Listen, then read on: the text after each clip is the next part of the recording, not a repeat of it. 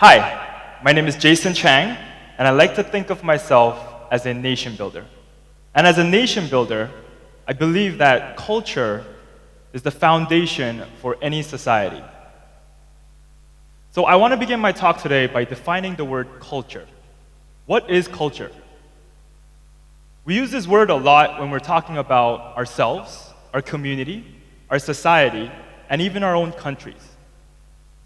The dictionary definition of culture is the arts, social institutions, the customs, and the achievements of a society that shape the identity of a particular nation, people, or social groups. Today, I want to share with you my personal experiences with culture and also talk about why it's important to preserve the heritage that was gifted to us. First, I want to talk about the first time I experienced a cultural difference. I was born in South Korea some years ago, and I was a normal kid until everything changed for my younger self. At the age of 4, my family moved to Bangladesh, and even to my younger self, it was a whole new world. Everything was so different from what I had experienced in Korea. And this opened my eyes to a lot of new different things. Many of you can relate, but when you're learning about a new culture or a new custom, unfortunately, the first things that you learn are often something bad, like inappropriate words or gestures.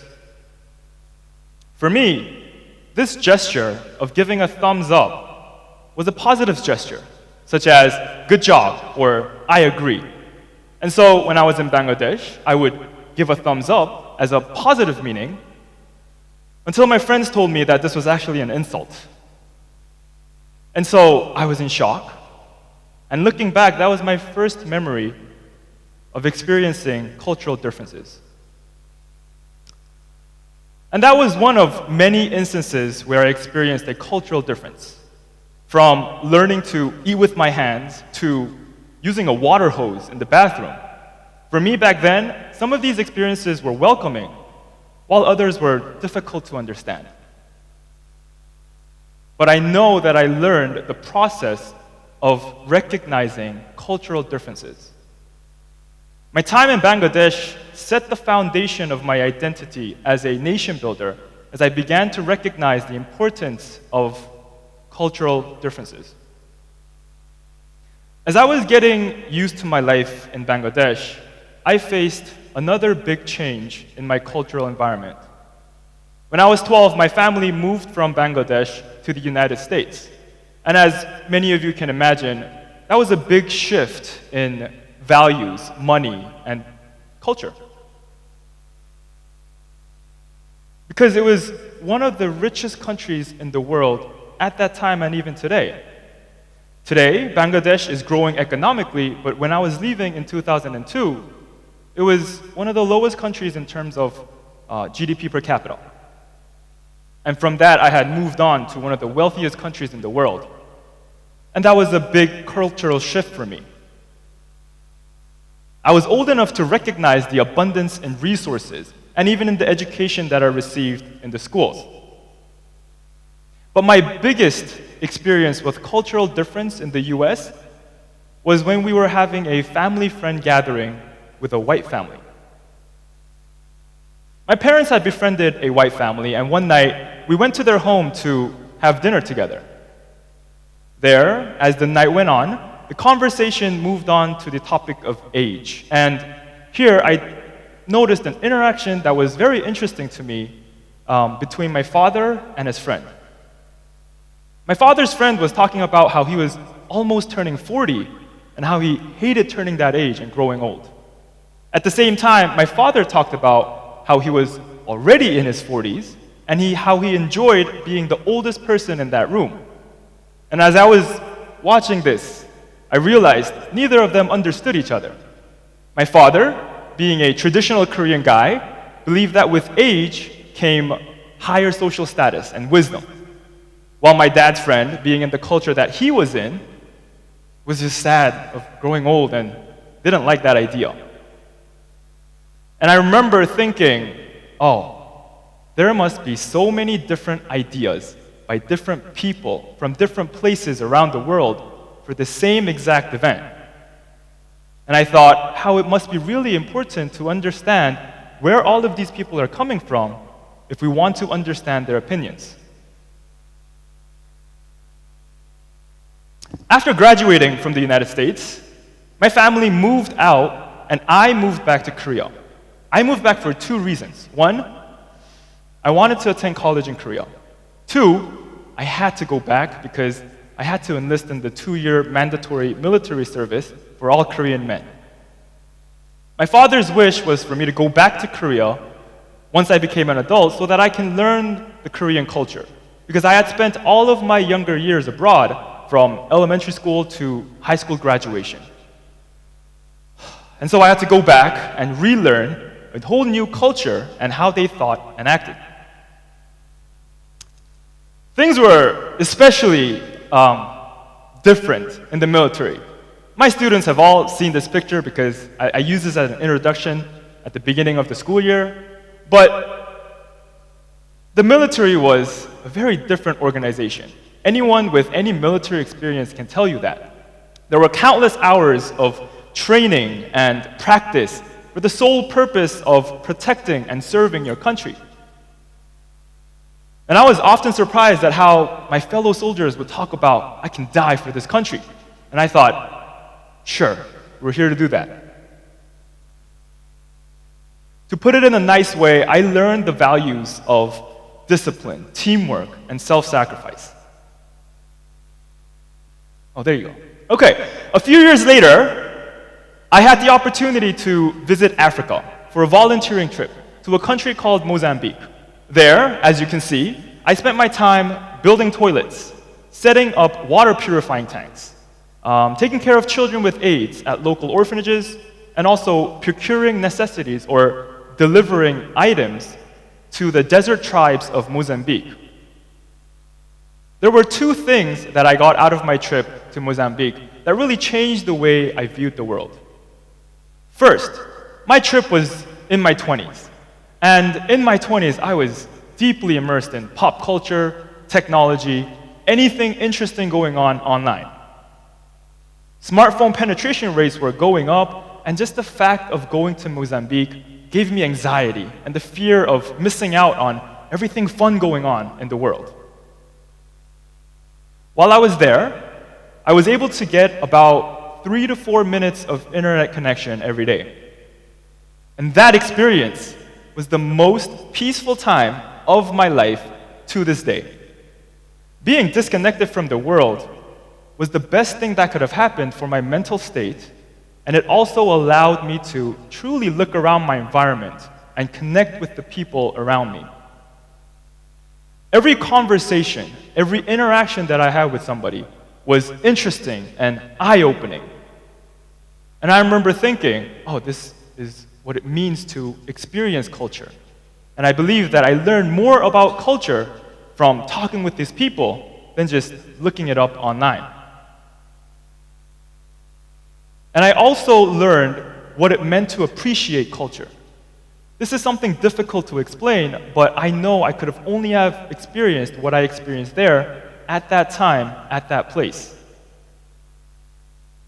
The second thing that I got on my trip was from my procuring trips, my delivery of things to the desert tribes of Mozambique. This really opened my eyes to the impact of culture. The trip itself was simple. We would gather the materials that we would take out, such as medication or daily items, and we would put them on a helicopter, fly out for about an hour, and deliver it to the desert tribes of Mozambique. There, I saw a society living a simple life. They were hunting for their foods, and they lived in mud huts that they created. At first, my thought was how unfortunate that must be to be without the conveniences that we take for granted today, such as electricity, internet connection, or basic plumbing. But as I looked deeper into their lives, I realized they were very happy. And although it seemed like they lived simple lives, there actually was a complex culture behind the scenes that guided everything going on within that community. And I realized, oh, they're not happy because they live simple lives. They're happy because they found stability through finding out their place in this world and building a culture around that understanding. And I still envy that to this day. Our event today discusses the interconnected nature of our world. With the ever-developing technology, our world is growing smaller, and more people are connected through social media and other forms of technology. I took a course in college called Intercultural Studies. And in that class, my professor asked us to look around and see if anybody was wearing hanbok. Hanbok is the traditional clothing of Korea. And as you can imagine, most of us were wearing t-shirts and jeans, like many of you here are doing as well. And that just shows the cultural connection we have with other parts of the world without us even thinking about it. To look at this a little deeper, with technology and smartphones and social media, I can take out my phone at any time, learn about any custom or culture of any people in any part of the world at any time. This shows the deep connection we have, but also because of this, we might be losing the distinct and special nature of heritage that we had held on for so long. I can also see this in the lives of many of my students here sitting. They can speak the same language and communicate with other students in their age group from around the world thanks to social media. But I fear there is the danger of my students losing a big part of their identity, which comes from culture. As for myself, my experiences of being exposed to different lifestyles have formed who I am today. From hanging out with homeless people out on the beaches of Hawaii, to talking to street vendors in the streets of Bangkok, to where I am here today, teaching in Myanmar.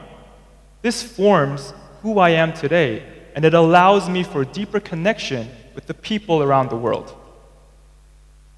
My experiences have taught me that everyone builds a culture around, everyone builds an identity around the culture that they are a part of. And to truly form a relationship and understand somebody, you need to know where that person is coming from and what their background is. I also learned to appreciate culture because it brings a new perspective that broadens my horizon. I am a nation builder. My goal in life is to experience, process, understand, and accept cultural differences as much as I can so that I can reach out to as many people as possible. And I believe that when you understand this, you can start building a safer, healthier society. And I also believe that all of you here today are also nation builders in your own ways. You don't have to travel the world to experience new perspectives or to broaden your horizon. There are so many cultural differences within every community that you're a part of, depending on many factors such as age, gender, or ethnicity. All of you here today have built an identity based on the culture that you are a part of. If you understand this and hope to build a better society, I believe we can. All of you bring a distinct view of the world, and together we can use these differences to build good in a world where there is so much chaos. So the next time you feel surprised or discomfort from any cultural differences, remember your role as a nation builder, which is to experience, understand, process, and accept that difference. My hope is that all of you would cherish and protect the heritage and tradition that have been handed down to you and forms who you are today. This is a gift from those that came before us and an inheritance to the next generation. Thank you.